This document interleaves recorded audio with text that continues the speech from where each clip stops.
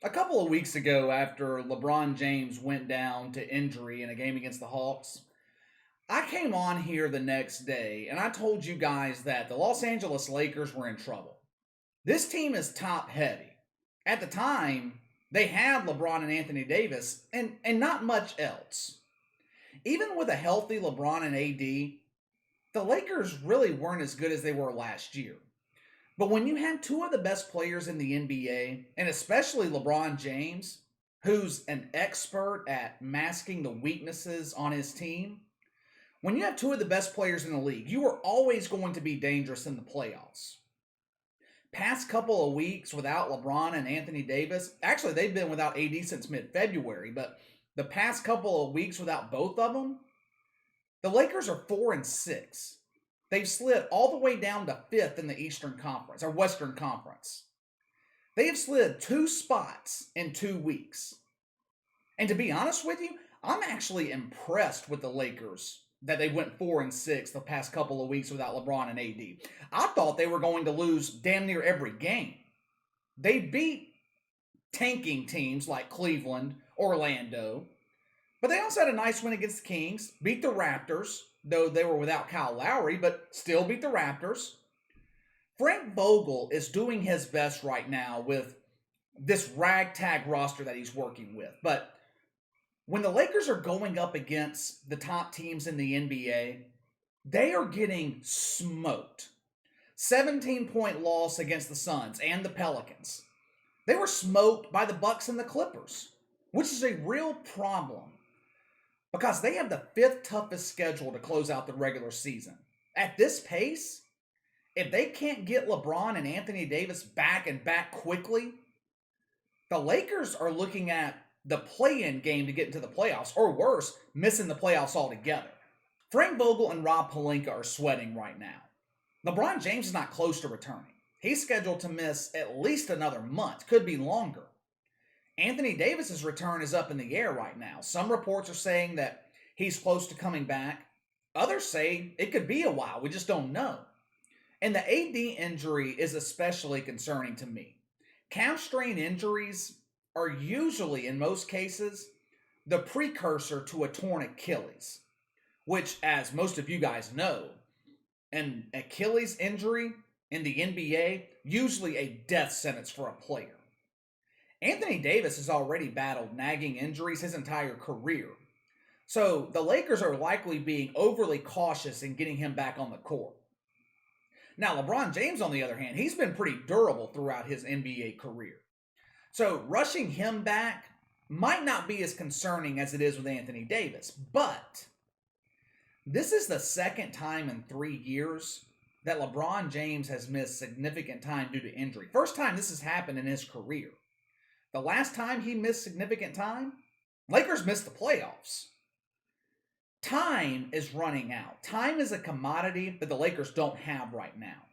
The pressure is mounting. The playoffs are right around the corner, 4 or 5 weeks away. I don't think Frank Vogel's too worried about playoff seeding. Even though there will be some fans in attendance, home court advantage in the playoffs is not going to be what it would be in a normal year. But the Lakers, what they want to avoid is a scenario where they're landing in the play-in game. That is a risky proposition. Anything can happen in a win and in scenario. You are one big Zion Williamson game or one bad LeBron and Anthony Davis game away from being eliminated from the playoffs. So the Lakers want to avoid that at all costs. What I find interesting about the past couple of weeks, though, the one player that looks the worst in this whole situation is Kyle Kuzma. Where in the hell has Kyle Kuzma been? He was the one piece that Rob Pelinka wanted to keep when they were negotiating to get Anthony Davis from the Pelicans. Oh, we've got to keep Kyle Kuzma.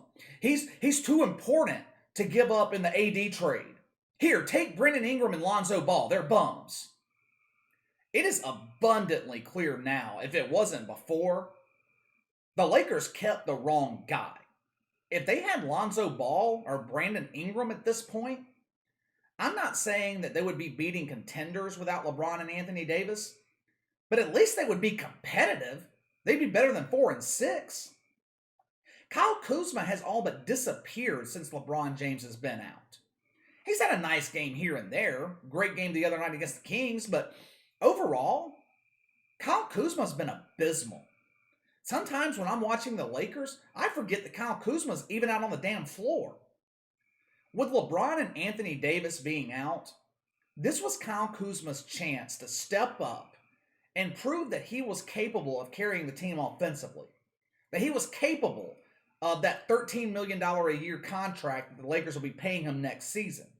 And the 2 years after that too, the next 3 years. Instead, all it's proven is that Kyle Kuzma is a ghost without LeBron and AD on the floor. Another guy that's failed to step up, KCP, Kentavious Caldwell-Pope. This dude cannot hit a shot right now to save his damn life.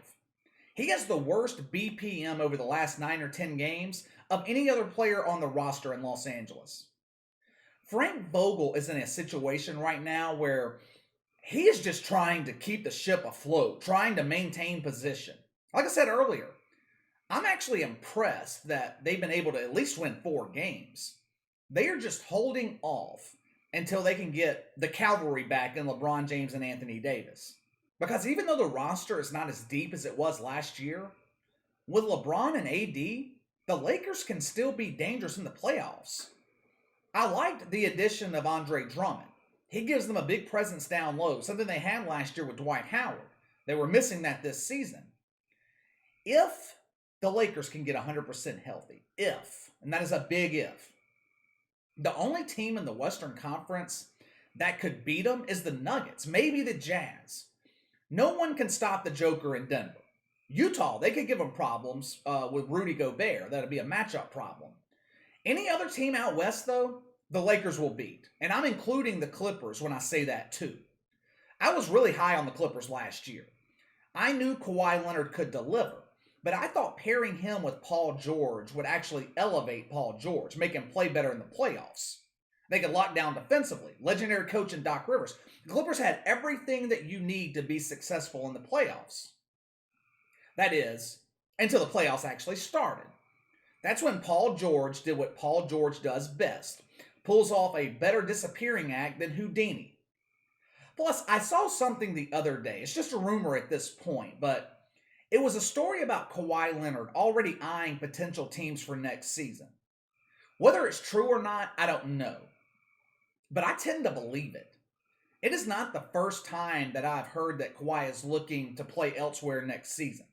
Either way, the Clippers are not getting past a healthy LeBron James and Anthony Davis in the playoffs. It's just not going to happen. But that is assuming both LeBron and AD will be 100% come mid to late May.